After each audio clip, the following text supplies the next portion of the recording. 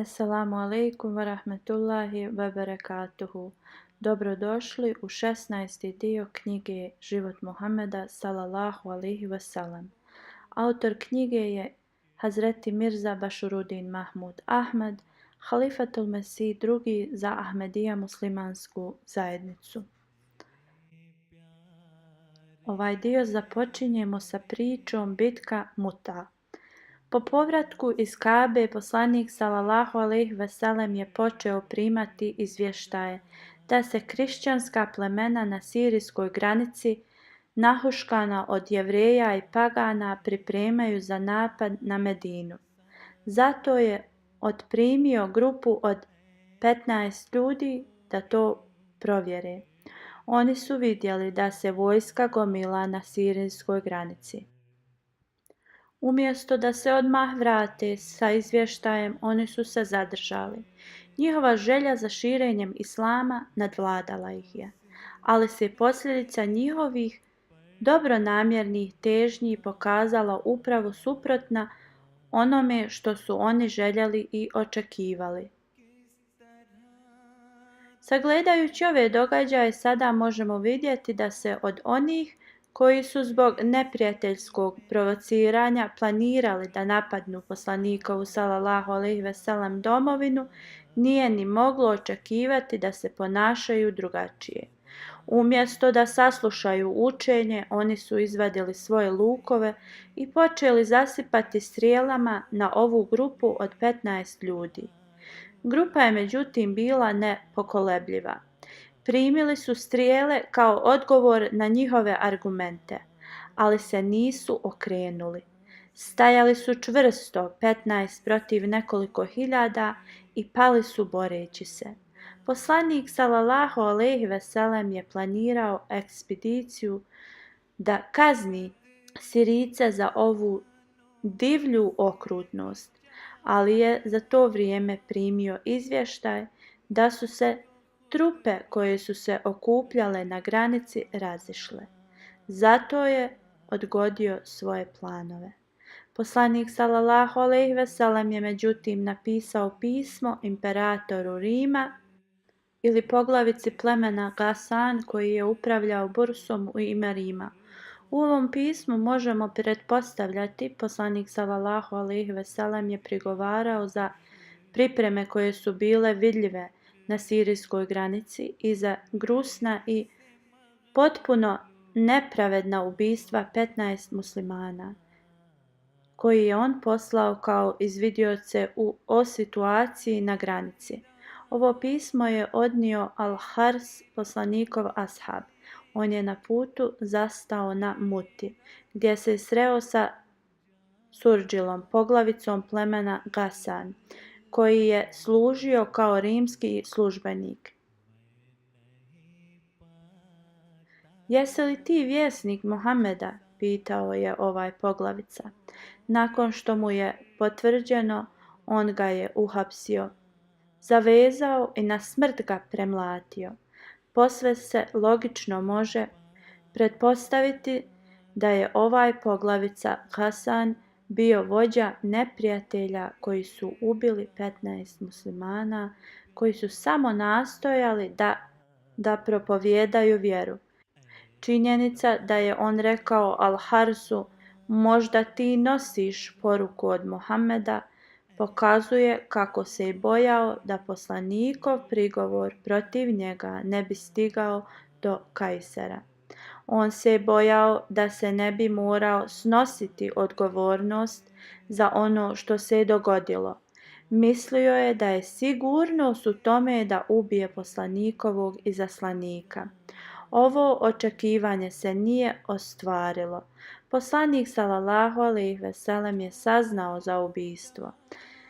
Da bi osvetio ovo i ranija ubistva, skupio je odred od 3000 ljudi i opremio ih u Siriju pod komandom Zejda bin Harisa, slobodnog poslanikovog roba kojeg smo spomenuli u kazivanju o poslanikovom životu u Mekki.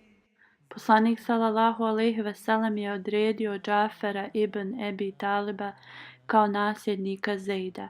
Ako Zejd umre i Abdullaha bin Ravaha, ako Džafer umre. Ako Abdullah bin Ravaha također umre, muslimani trebaju izabrati svog komandira. Jedan Jevrej koji je ovo čuo uzviknuo je: O Ebu Kasime, ako si istiniti poslanik, ova trojica koju si imenovao sigurno će umrijeti, jer Bog ispunjava riječi poslanika. Okrećući se Zejdu, rekao je: Vjeruj mi, kad ti kažem, ako je Muhammed istiniti Božji poslanik, vi se nećete vratiti živi. Zejd, istinski vjernik, kakav je bio, rekao je u odgovoru: Možda ću se ja vratiti živ, možda neću, ali Muhammed je istiniti Božji poslanik. Sljedećeg jutra muslimanski odred je krenuo na svoj dugi marš. Poslanik sallallahu alejhi ve sellem i ashabi su otišli na određenu razdaljinu s njima. Tako velika i važna vojska kao ova nikada prije nije išla bez poslanikove lične komande. Kako je poslanik išao s njima da se oprosti s vojskom, savjetovao je i davao upute. Kad su stigli do mjesta gdje su ljudi Medine uobičajeno opraštaju od prijatelja i bližnjih koji su išli u Siriju, poslanik sallallahu alejhi ve sellem je stao i rekao: Ja vam savjetujem da se bojite Boga i da postupate pravedno s muslimanima koji idu s vama. Idite u rat u ime Allaha i borite se s neprijateljima u Siriji, koji je naš neprijatelj kao i Allahov. Kad stignete u Siriju, srešćete se s onima koji mnogo spominju Allaha u svojim bogomoljama. Vi se s njima nemojte prepirati, niti im zadavati teškoće. U neprijateljskoj zemlji nemojte ubijati žene ili djecu, niti slijepe ili stare, nemojte sjeći drveće, niti rušiti bilo koje zgrade. Nakon što je ovo rekao, poslanik sallallahu alejhi ve sellem se vratio, a muslimanska vojska je marširala naprijed. To je bila prva muslimanska vojska poslana da se bori s kršćanima. Kad su muslimani stigli do sirijske granice, čuli su da je i sam Kajser pošao na ratište sa 100.000 svojih vojnika i još 100.000 regrutovanih iz kršćanskih plemena Arabije. Suočeni s tako ogromnim brojem neprijateljskih vojnika, muslimani su skoro željeli da stanu na putu i pošalju poruku poslaniku sallallahu alejhi ve sellem u Medinu. Možda će biti u stanju da pojača njihov broj ili možda bude želio poslati svježe naredbe. Kad su se vođe vojske savjetovali, Abdullah bin Ravaha je ustao pun vatre i rekao: Moj narode, vi ste krenuli iz svojih kuća da umrete kao šehidi na Božijem putu i sada kad vam je to ubistvo pred očima, vi se izgleda bojite. Mi se do sada nismo borili zbog svoje moći i mnoštva. Naše glavno uporište je bila naša vjera. Ako je neprijatelj toliko nadmoćniji od nas u broju ili opremi, pa šta? Mi moramo imati jednu od nagrada, ili ćemo pobijediti ili umrijeti kao šehidi na Božijem putu. Vojska je čula Ibn Ravaha i bila impresionirana. Jednoglasno su rekli da je u pravu. Odred je marširao naprijed. Kako su marširali, vidjeli su da rimska vojska napreduje prema njima. Tako su muslimani zauzeli svoj položaj na Mutu i bitka je počela. Uskoro je Zejd, muslimanski vojskovođa, ubijen i poslanikov rođak Džafer ibn Ebi Talib je preuzeo zastavu i komandu vojske. Kad je vidio da se pritisak neprijatelja povećava i da muslimani zbog potpune fizičke podređenosti, ne odbijaju njihov pritisak, sjahao je sa svog konja i posjekao mu noge. Ovaj postupak je značio da barem on neće pobjeći. On će radije odabrati smrt nego da pobjegne. Posjeći noge svoga konja bio je arapski običaj da se spriječi panika i bijeg glavom bez obzira. Džafer je izgubio desnu ruku, ali je držao zastavu u lijevoj. Također je izgubio i lijevu ruku i onda je držao zastavu između dva bataljka pritisnutu na grudi. Iskren prema svom obećanju, pao je boreći se. Onda je Abdullah bin Ravaha, kako je poslanik sallallahu alejhi ve sellem naredio, zgrabio zastavu i preuzeo komandu. On je također pao boreći se.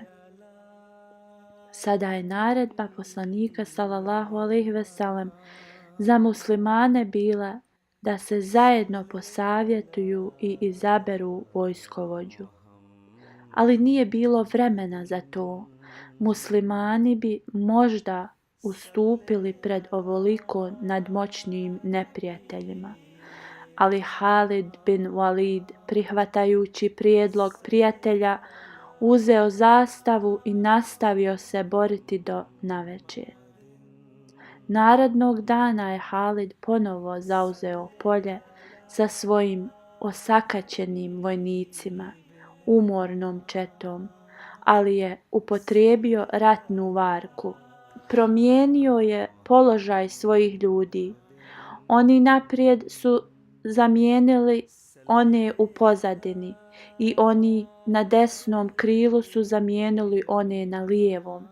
Također su uzvikivali neke slogane. Neprijatelj je mislio da su muslimani preko noći dobili pomoć i povukli su se u strahu.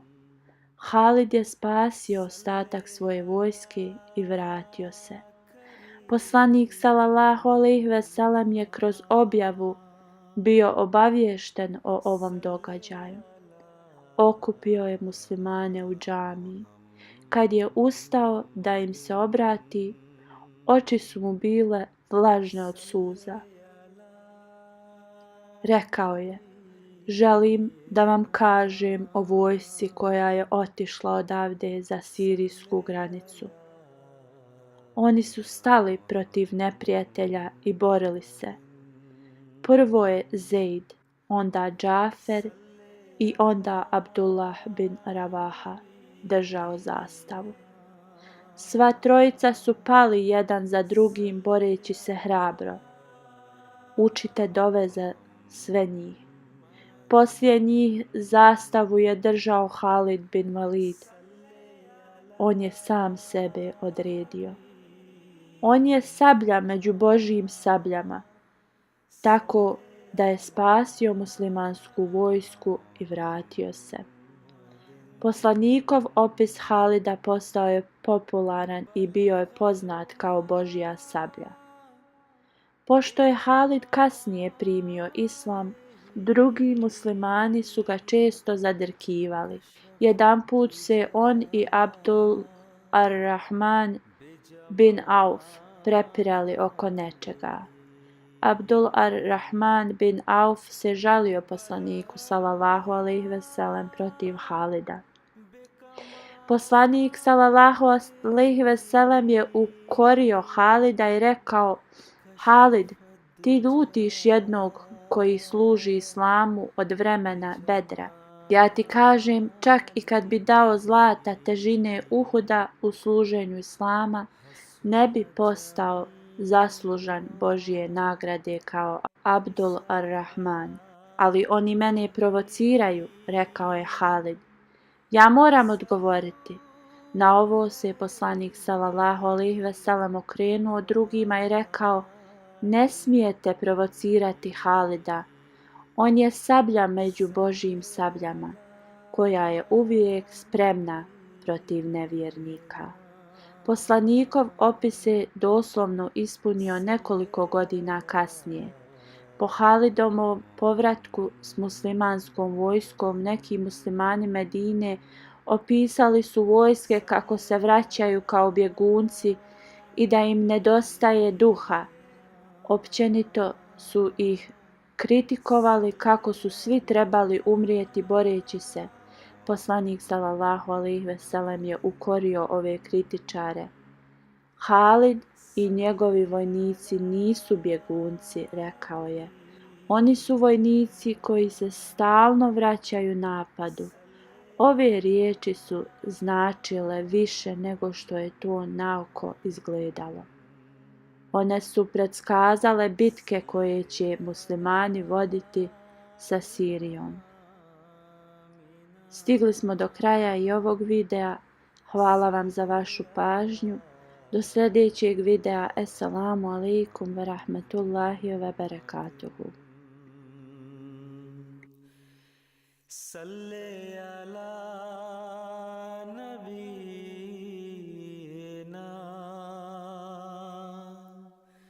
salli ala Muhammadin.